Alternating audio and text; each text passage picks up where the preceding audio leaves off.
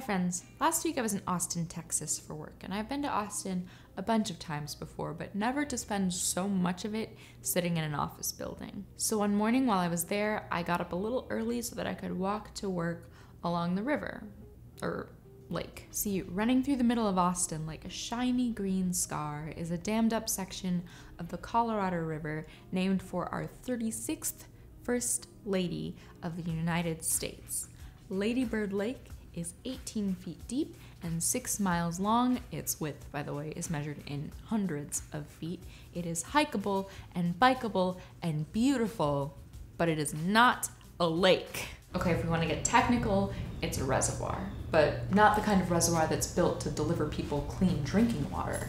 The city built a power plant in the 50s, kicking out a bunch of poor and Latinx families in the process, but that's a separate video, which you can watch here. Anyway, you need water to cool down a power plant so that all the little widgets don't overheat and burn your city down or whatever. So you dam up the river where you need to collect water, and then you bring the water in to cool down all the power stuff, and you let it back out into the river just a little toastier, or you spill a bunch of oil into it.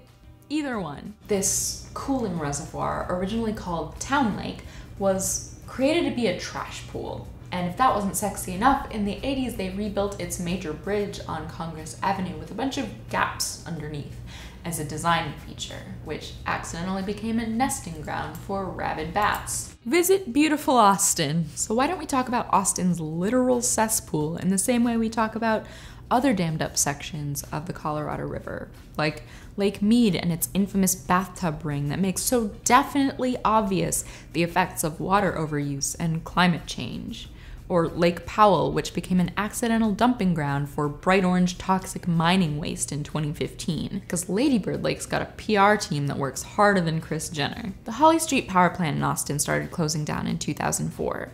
So once they stopped dumping toxic sludge into the lake, they rebranded it. Like when you want to take a boring suburban neighborhood and make it sound fancy, so you rename it something like Glistening Pines or Presidential Bluff or whatever. You can do that with landmarks too.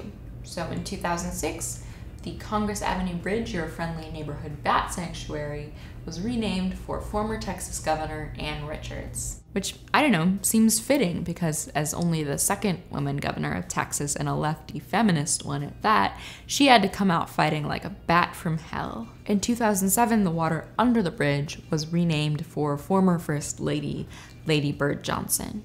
As First Lady, her whole platform was about beautifying public lands, while her husband's complex presidency included things like creating Medicare and signing the Voting Rights Act and Civil Rights Act, and also escalating the Vietnam War. You know, kind of like a sparkling body of water with some toxic sludge in it. Beautifying then Town Lake was an important project to Lady Bird during her life, and in 2009, Austinites launched a large-scale volunteer effort dedicated to cleaning up the trash in and around it. With no more power plant polluting the water and a lot of public attention focused on making it usable, slowly, the water quality began to improve. The city of Austin even lifted the ban on eating fish caught in the lake in the late 90s. And remember the horde of wild bats? Well, bat conservationists came in to protect the bats living under the Congress Avenue Bridge and educate the public about their importance to the environment. Now it's home to the largest urban bat colony in the world.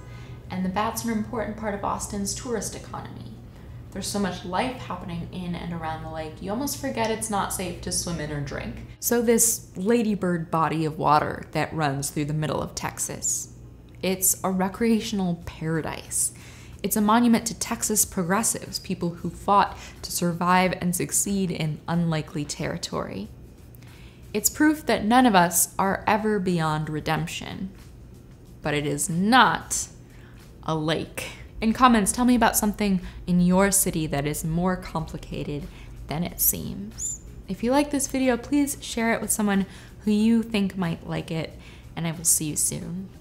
Bye.